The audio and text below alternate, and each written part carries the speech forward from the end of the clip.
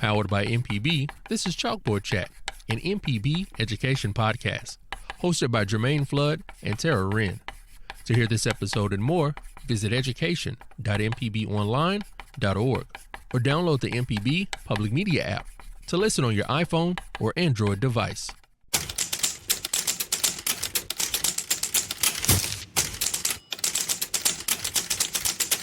I'm Jermaine Flood. And I'm Tara Wren. And this is Chalkboard Chat, an MPB education podcast dedicated to providing resources for teachers, parents, students, guardians, and education enthusiasts. Class is now in session. Now, in this episode, we'll chat with Assistant State Literacy and English Coordinator with the Mississippi Department of Education, LeighAnne Cheesman, about MPB Classroom TV and to see how the channel has navigated since its October launch. Now, before we get into that, a little bit about MPB Television. MPB signed on the air with its first broadcast on February 1st, 1970, and quickly became a leader in the use of television for distance learning. Now, since then, MPB has maintained its educational focus and expanded its programming to offer programs that both entertain and enrich the lives of viewers. MPB Television now covers the entire state of Mississippi, reaching more than 2.2 million households. Now, in partnership with the Mississippi Department of Education, MPB created a new television channel, MPB Classroom TV. The channel started airing Monday, October the 5th, weekdays from 7 a.m. until 8:30 p.m. to provide instructional content on television to pre-K and 12th grade students. Welcome to the show, Miss LeighAnne Cheesman. Hi, thank you for having me. Thank you so much for joining us. Tara Wren and LeighAnne Cheesman, it is my pleasure to be able to interview you both, even though Tara is doing double duty as host and an interviewee. I am so excited to have you both on here. Now, LeighAnne, we start out Chalkboard Chat with a great debate question. This question is, what is the color of the chalkboard from your childhood? I think it switched halfway through. I think I started with the green blackboard, and then it moved to the whiteboard with a dry erase marker around the time I was in middle school, high school. So it wasn't really a black. It was definitely green, though. It was green. Mine as well. Tara's was black. It was green. Oh, yours was green too? Oh, yeah. Okay. So I think the green is winning in this aspect. We had a couple of blacks and we had a couple of greens, but I think green wins. And so thank you so much for that. I love to ask that question. I'm taking a tally on this, LeighAnne. I love it. Now, LeighAnne, let's get into you and your role with the Mississippi Department of Education, if you can explain a little bit about that. Yeah, great. So I work with the MDE, and I am with the Office of Elementary Education and Reading with the Division of Literacy. So my role is that I am an Assistant State Literacy Coordinator, and I also work as English Learner Coordinator. And in that work, what I do is I support teachers, administrators, all kinds of educators across the state with learning best practices for teaching reading, teaching foundations of reading, especially working with my English learner teachers and teachers who work with English learners, not just EL teachers, how to support students who English is not their first language. How do we bring them in, make sure that they are getting appropriate grade level content while also supporting their language development. So it's a big role, but it's a fun role and it's a powerful role. How long have you been with Mississippi Department of Education? This is my, 6th or 7th year. I was pregnant with my daughter, who's now 6, when I started working. So I think it's 6 years. It's typically how I judge it or count it, is by how old she is. Right. Now, this is a twofold question. Either one of you can answer, Tara or LeighAnne. Now, I want to know the history behind how this partnership came to place. How did MPB and MDE get together on this MPB Classroom TV? Well, I would say that when COVID-19 hit, MPB knew that it had to do something in terms of helping the education disparity in Mississippi due to the lack of broadband access. And so we were having conversations with other folks over at MDE, and I think I called you, LeighAnne, to ask some questions. We were already working on some other projects together, weren't we?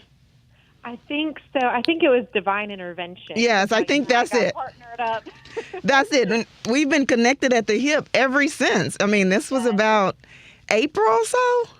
Right. I think it might have even been late March when everything really started falling apart because of COVID. We started having those initial conversations about scheduling shows to support the kids that were at home on PBS, on MPB. Right. And then from there, that it just all of a sudden, somehow I became your partner at the MDE. Yes. We initially were talking about what we did, Jermaine, if you remember. We realigned our current shows on television, right, on our main channel. Yeah. So we realigned those to try to support teachers during the day, parents with their children at home. We realigned those to focus on the early learners in the morning, and I think it was the older learners in the afternoon, and then just the regular shows, history and those types of shows for our regular listeners, you know. Mm-hmm. And so after it just kind of evolved, and we started having this conversation about, you know, instruction on television. And it just, like LeighAnne said, divine intervention. We just been connected ever since. The birth of. Yes. The birth of the television channel. Now, who benefits from MPB Classroom TV, LeighAnne? I think everybody. It really is such a powerful resource because it can impact whoever you are as a viewer. So if I'm a student learning from home, I'm able to get instruction that is tied towards the Mississippi College and Career Readiness Standards. It's being taught by Mississippi educators. I'm able to get that instruction to support what I'm not getting by not being in a classroom building. It's able to supplement what my teacher is teaching me over the computer. If I don't have reliable internet where I am, but I'm in a virtual setting, it is supporting my continued learning, right? As a parent, it supports my knowledge gaps. One of the shows that we recorded or had a team come in and record right before Thanksgiving was algebra. And I am not good at algebra. And so if my child was in an algebra class, that show was a resource for me as a parent to say, okay, what are you learning? Maybe I need to, dust off what I forgot from high school or what I never got in high school and see so I can help you if you need help. Let's watch this together. Let's figure it out together.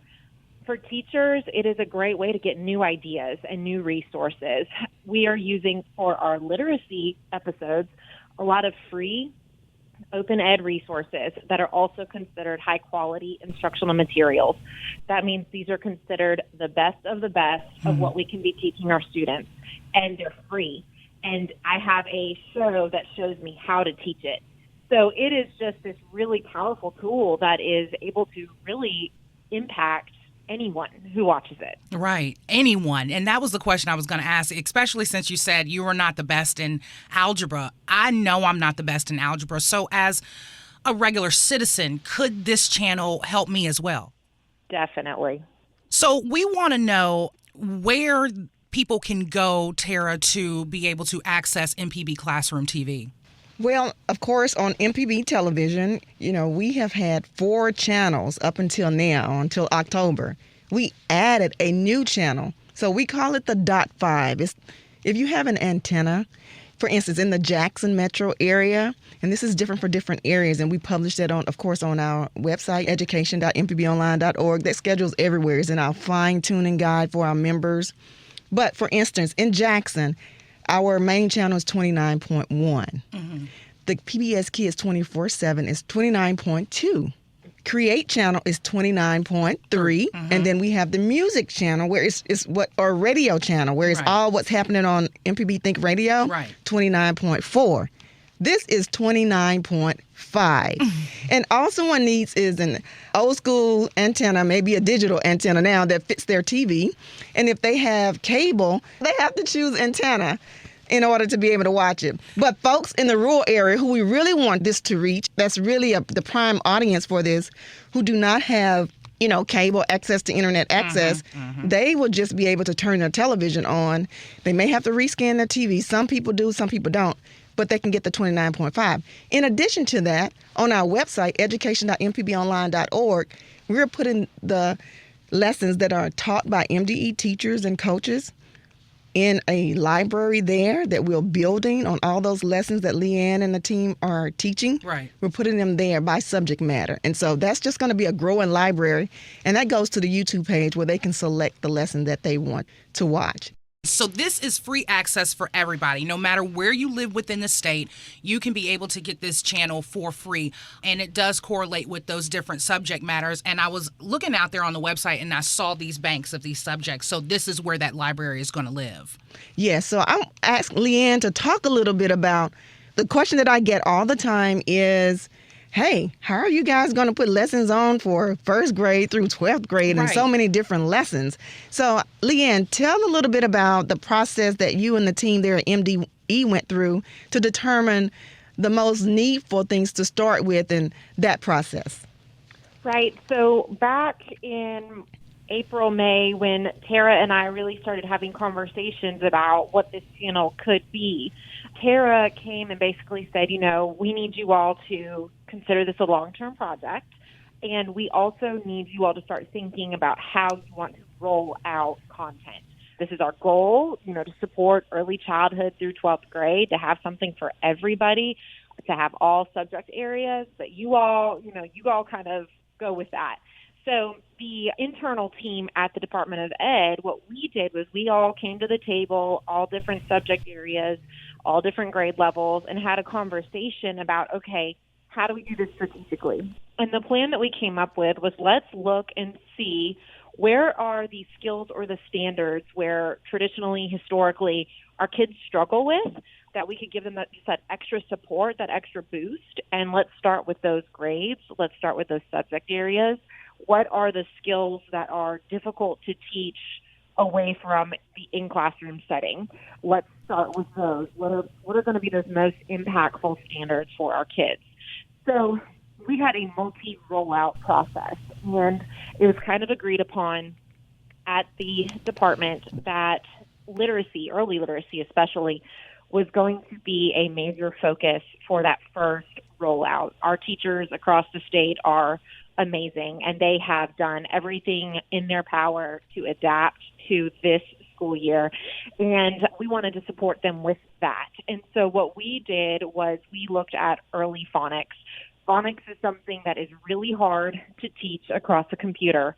It is really hard to teach with a paper packet, which a lot of schools were doing as a quick reaction back in March when we left the buildings. And so we started using resources that are free and from the West Virginia Department of Education. It's called West Virginia Phonics, and it follows a very explicit, systematic way of teaching phonics skills. And so we started with that, and we're following that scope and sequence and releasing that as they are developed by our film teams. Mm-hmm. So we started with that, and then at the same time, we were able to pull some resources from Wavelength, which is kind of this, I describe it as a warehouse of really good, PBS-developed shows, right? So we were able to pull some resources to support the comprehension vocabulary, that piece of the reading day, which was from Wit and Wisdom. But we lost license for that, or we will be losing license to use those at the end of December. So then it was like, oh gosh, that's a gap we need to fill. So now let's start working with, filming some of those lessons to support our kids in their reading comprehension. We've got kids that will have to pass, our third grade assessment, based on law, based on, legislation. So we need to continue supporting their reading knowledge, their content building, right? We have to support the entire reading realm for our kids. And so our teams came in and started using Core Knowledge Language Arts, CKLA, which is another free resource for teachers to look at. It's considered a high-quality instructional material, and so we've had teams in the studio looking at different grades to start recording units of that we've started airing. Then we looked at math, and we said, okay, math, your priority. What is your focus area? And our math team said, really, middle school is a priority. Let's look there. So you'll start to see some of the lessons coming out for math are geared toward upper elementary through middle school, even into early algebra, because that was seen as a major need for our kids. Then we talked to science and social studies and said, okay, guys, what do you see as a need? And they have started rolling out their lessons based on the scientific process, based on where they're seeing our high need subjects for social studies. So it's kind of this growing multi-rollout process where we're constantly coming back and saying, where's the gap? Right. Where do we see a need? Let's focus on that. Let's film for that. Let's release that. So scheduling is going to be tricky as we get more and more content. Right. I'm so thankful for the YouTube links and for the page that was created on the MPB website. So that way parents, families, kids, teachers can go there on their phone and watch the video if they need to. But it's also exciting because we will have so many great resources by the time this long-term project is wrapped. Done and wrapped.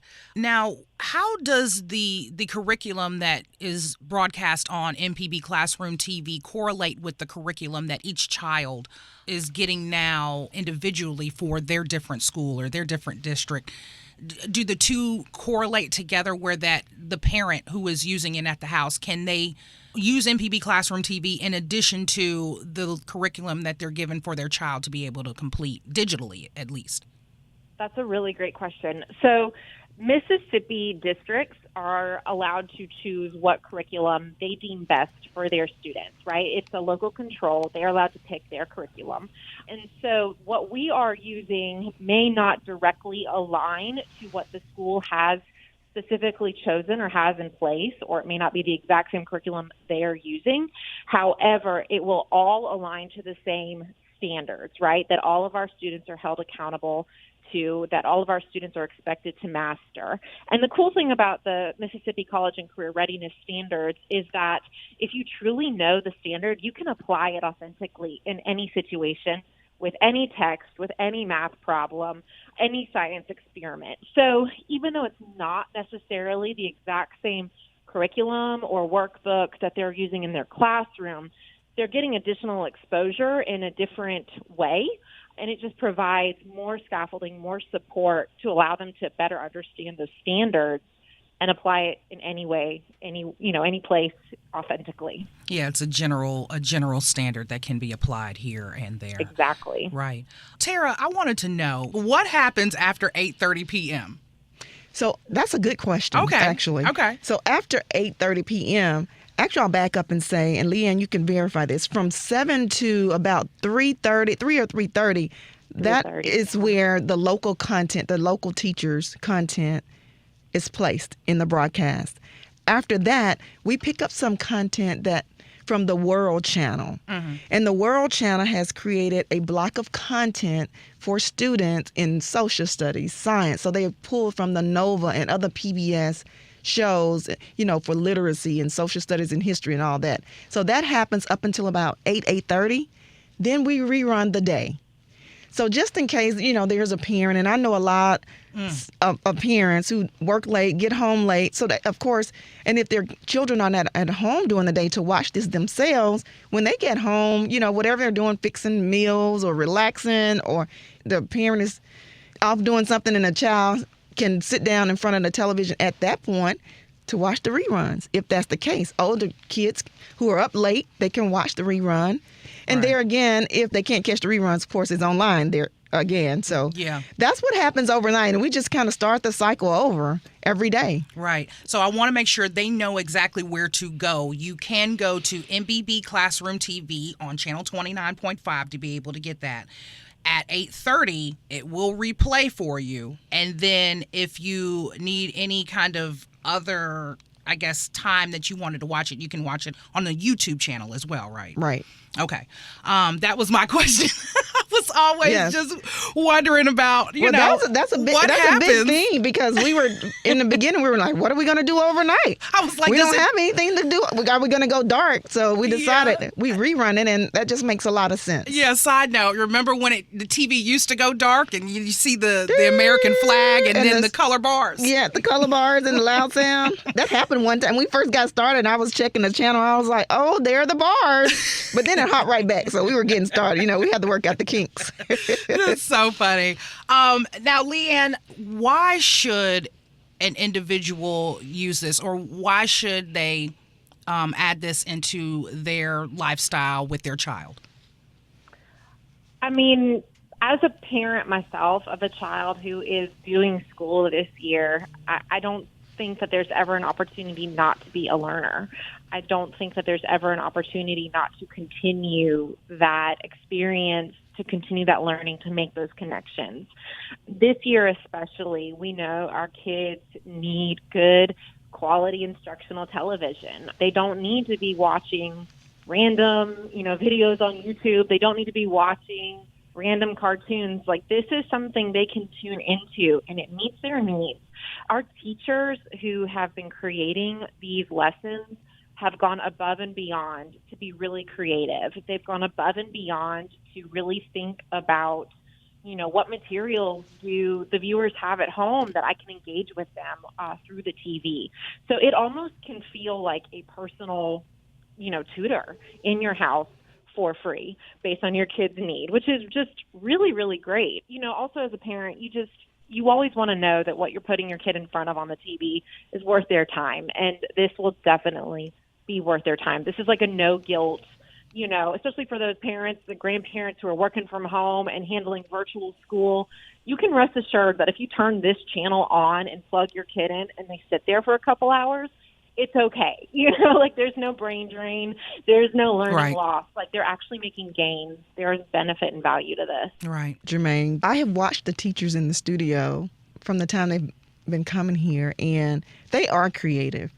And it is live. When I say live, it's not like you're sitting there watching a boring teacher, I'm sorry. I don't mean to call teachers boring. No. But you know how some teachers... There were some. They're lively, and they have so much energy, and you can tell they've put a lot into creating and developing their lessons that's going to be engaging to the child. And it's like they've been doing this for many years on their personality. So I too have been able to use it with in my current situation at home with my niece, and it is very user friendly, and she's older, but she likes it. They're engaging, and especially the parts where they pause and they wait for her to say something. Right. And she's like thinking about it and writing it down, and it's a very engaging and interactive. So I would say that this is something, like LeighAnne said, is safe. Something you can sit your child in front of the television and know that not only are they learning, but it's engaging, and they might see a familiar face. Right. The teachers in Mississippi. That's the exciting part, that we have our very own teachers teaching these lessons in the studio that's broadcast across the state. Right. I then sat down with MDE's Jath DiCecco to discuss all things MPB Classroom TV. I wanted to go ahead and get into a little bit of your role of what you do with the Mississippi Department of Education as their literacy coach.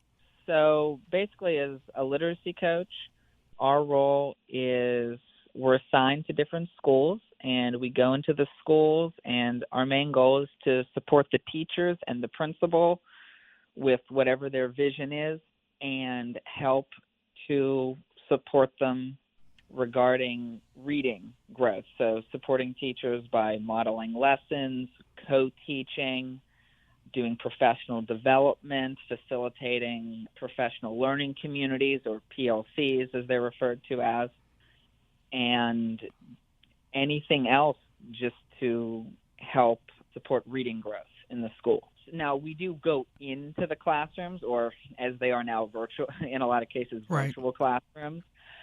And, for example, we will model lessons for the teachers. We'll teach with them and co-teach. But as some of my supervisors have said, our main goal is really to coach ourselves out of the building and help build sustainability in the building by working with the teachers. How long have you been teaching professionally? This is my 6th year in education. So I'm from Pennsylvania, and I went to school close by. I graduated college in 2015 from Washington and Jefferson College. It's a small liberal arts school in southwestern Pennsylvania. And then after I did, I applied for and got accepted into the Teach for America program. And that's what brought me down to Mississippi. And I've been here ever since. I wanted to know exactly how he set up his on-screen instruction, and this is what he had to tell me. Well, it's a lot of work. It's very different, but I I always try to focus on the positives, and it definitely does provide a lot of opportunities and ways to make learning interactive and fun for students. I definitely try to focus on that. I think it'll be a great benefit to the students, teachers, and parents, because all of the episodes that are being put out are using high quality instructional materials, and they're essentially example lessons that can be used by teachers in PLCs. So if there's a teacher that has a certain like, for example, for me, if there's a teacher teaching a lesson on the 5 senses and they just want some ideas, they can watch the lessons that are posted on the channel when I'm done filming all of the episodes, and they'll be able to look at that as a resource. They could also share it with parents as reinforcement that they could look at home with their children. And it also is something that students and parents can watch it at home. It's just extra enrichment. Me and the woman that I partnered with, her and I, our way of looking at it was just trying to think, if we're students sitting in front of a TV for 20 to 25 minutes, what would engage us?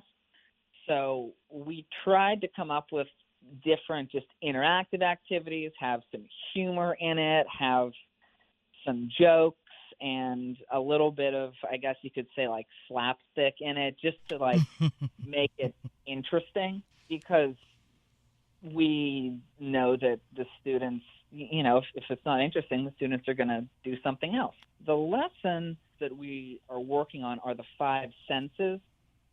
So what we were doing was we were working on, it was mainly an introductory lesson where we were just introducing students to the 5 senses, and we tried to include like different sensory things. Like, for example, my partner, she had like a bowl of ice cubes to show the sense of touch. I had a piece of bread that I took a bite out of to show the sense of taste, things of that nature. Now, when it comes down to those teachers coming in, Tara, how has production been going since, the pandemic started way well before we started producing this for MPB Classroom TV, but how has production gone in correlation with the pandemic? Well, I think we follow the CDC guidelines. The television crew, they're cleaning, they're wiping down, they're making sure that the studio is clean and disinfected, and all those things that they need to do to make sure that the environment is safe. And we've been doing this for months, and we haven't had any issues, or no one's gotten sick, so that's right. A real big thing. The studio is large, of course, and so we can social distance. Everybody's required to wear their mask. The teachers are required to wear their mask until they are in front of the camera. And typically they're just one or maybe 2 of them on the set at the same time.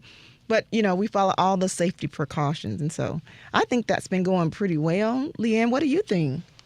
Oh, definitely. I have not had a single team that I've sent into the studio mention any kind of hesitancy, any kind of, concern after filming.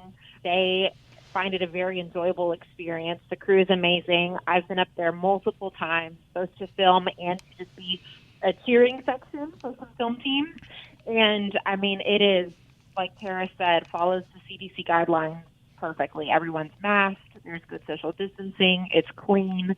It's a safe space to film. Right. LeighAnne, when it comes down to MDE's collaboration with Mississippi Public Broadcasting, in the future, what do you wish to see, or any future plans for MDE as it relates to this channel that you are thinking about right now? We are dreaming big. I think Tara and I are both like big dreamers when it comes to this channel. And the department is seeing the benefit of this resource. At MDE, our goal is to support teachers and parents and students however we can in their educational journey. And so this resource is a tool to take a step in the direction towards a more equitable virtual learning experience for our kids, right? Because MPB has the opportunity to reach so many kids in so many households for free. That is a way that we can know at the department that our kids are getting what they need. It's this powerful resource for equity. And so because of that, of course, we want to, continue pouring our energy into this. Like I mentioned, I'm a big dreamer. I'm already thinking about, okay, long term, what can we do, to organize the show so it's thematic across the grade and the day? What can we do so we're building content knowledge in these really neat, fascinating subject areas? How do we bring in the arts? Because our kids deserve to learn through the arts. How do we bring in counseling and support their social emotional learning? I mean, we're really thinking about the whole child. We're not just focusing in on these are your 4 subject areas, reading, writing, arithmetic, and social studies all day long. No, you can learn through art. You can learn through music. You need that counseling opportunity. So really thinking about what is that powerful, full scope school day? How do we get it there to our kids where they are? It's definitely a project that is seen in a bright light at the department. Now, education equity, LeighAnne, is a recurring theme of yours, and I want to know, has it been addressed since the last time that you were here at MPB? Have y'all made any strides in getting that educational equity to where the students have access to digital learning? Have you seen strides in that? For sure, and that is something that we are constantly circling back to, constantly keeping directly in front of us at the department. The state is working toward ensuring that we are one-to-one as tech, for our kids, providing students with the technology they need to access. We are in a process where we are about to enter a textbook adoption cycle, and our focus is that every district would have high-quality instructional materials, which by the explanation, those are materials that level the playing field for all kids. So we continue to support projects like this project to make sure our kids get what they deserve. So it is, again, constantly a word and a phrase that is at the table. It is a personal passion of mine. So it's something that, constantly, how do we make it better for our kids? What do we do? And we've got a lot of great brains at the table trying to figure that out, trying to make sure every child in Mississippi has that opportunity. Now, when you say some great brains at the table, this project is just not LeighAnne Cheesman and just not Tara Wren.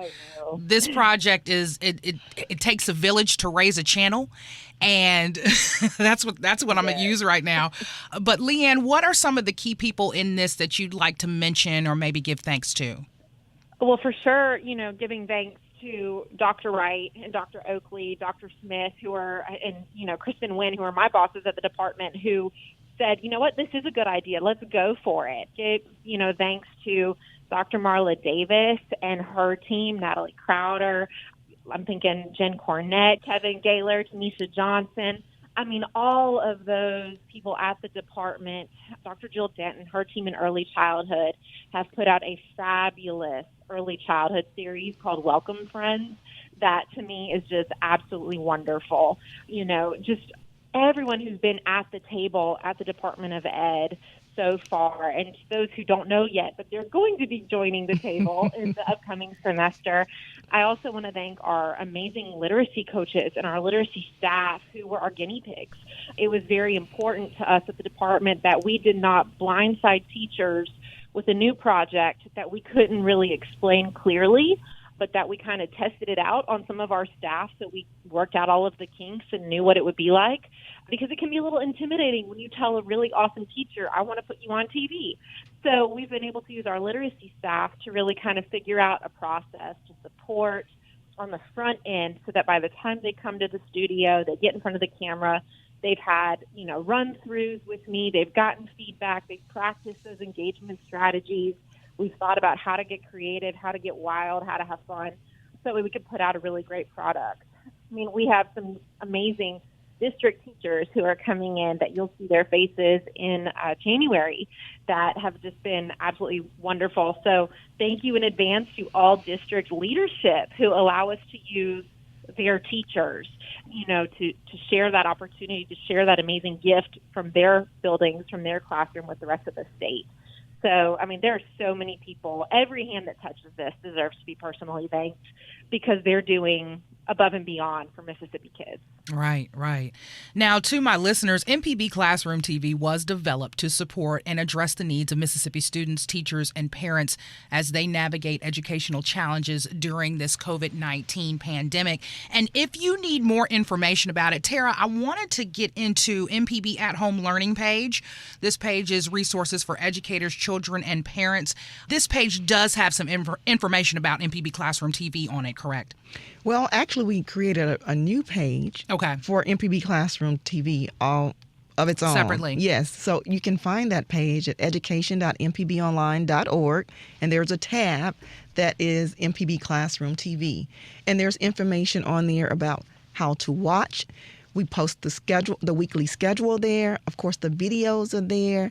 And any information that parents, teachers, students will need to help them navigate this channel. We're also working on continuing to build this page out where we're putting links to those particular assets that LeighAnne spoke about with the Virginia, Virginia? West Virginia Phonics. Yes. From Hickman School District, but the Department of Ed in West Virginia released it. Yes. So we're putting links on there. We're on there, LeighAnne. Those sites have curriculum and lesson plans and all sorts of things. Is that correct? They do. That's right. So for West Virginia Phonics, if you go on there, you will see it has every single phonics skill that you could possibly need to become a successful reader. And it has 5-day lesson plans for 3 different weeks of 5-day lesson plans per skill. And all of those lesson plans come with decodable reader printables. They come with word lists. So everything is there to teach that lesson. And then with the core knowledge, language arts, it is pre-K through 8th grade, high-quality instructional materials. It has the read aloud lesson plan for the teacher. It's got visual cards. It also has supports to support your English learners, and all of it is free. So, yes, Jermaine, it's MPB, education.mpbonline.org, Right. MPB Classroom TV tab, and it has all of these resources on there. Right. And we also, on that page, have a link. If people want to, give us comments, give us feedback, let us know what they're thinking, how we could help better.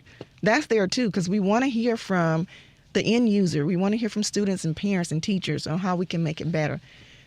Right. So make sure you go out there to all of those links if you need any more information. LeighAnne, is there any contact information if anybody had any questions maybe to ask you that they could contact you by? Yes, they are definitely welcome to email me. My email is Cheesman. It is Cheesman, CheeseeMan, at mdek12.org. Okay, now, everybody, the channels for MPB Classroom TV statewide are Boonville, you can reach it on 12.5, channel 12.5. Bude, that's 17.5. Greenwood at 23.5. Of course, Jackson, as Tara mentioned, that's at 29.5. If you're around the Meridian area, that's going to be on 14.5. Around Mississippi State, you'll catch that on channel 2.5. And on the Oxford University campus and surrounds, that will be channel 18.5. Again, for more information, you can visit education.mpbonline.org to learn more about MPB Classroom TV and to get details. LeighAnne, I thank you so much for joining us on our show today. You're welcome. Thank you for having me. I love having the chance to just talk about my favorite project. And we love having you on. You have now become an MPB official family member. So welcome. And then when the pandemic maybe is over, or we'll try to do a family reunion maybe virtually with you. That would be amazing. I'm Jermaine Flood. And I'm Tara Wren. And you've been listening to Chalkboard Chat. Class is now dismissed. You've been listening to Chalkboard Chat, an MPB education podcast. To hear this episode and more, visit education.mpbonline.org or download the MPB Public Media app to listen on your iPhone or Android device.